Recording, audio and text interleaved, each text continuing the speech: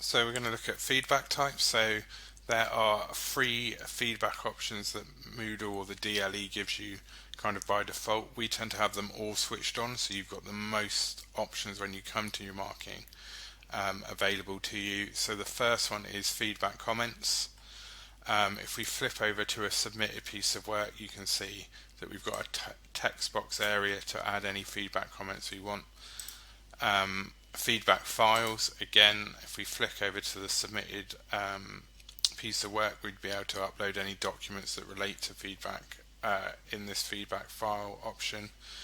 And finally, the offline grading worksheet, which is a downloaded zip file that includes a Excel form which you can populate with grades for all your students and then upload, and it automatically adds all those grades to the gradebook in Moodle. So that is if you're going to be offline, you're not going to be able to have that internet connection where you're moving through each one individually. That downloads everything into a package that you can do offline.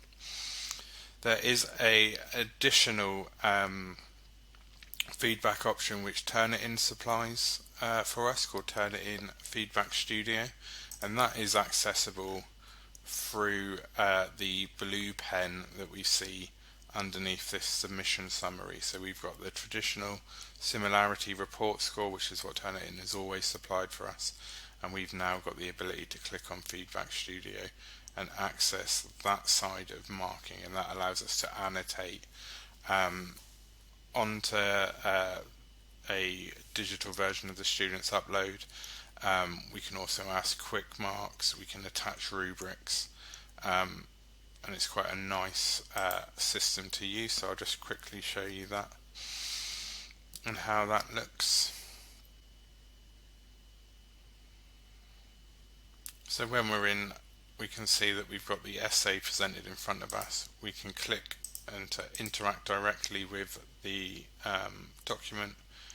We can access what's known as our quick marks, and we can also create our own quick marks based on our disciplines. We can also add an overall feedback summary, and that can be done either as text or as audio. And if we've attached a rubric or a marking guide via the Turnitin options, we can mark with that as well. There is some guidance on our support pages around Feedback Studio, so if you are interested in marking that way, do check those.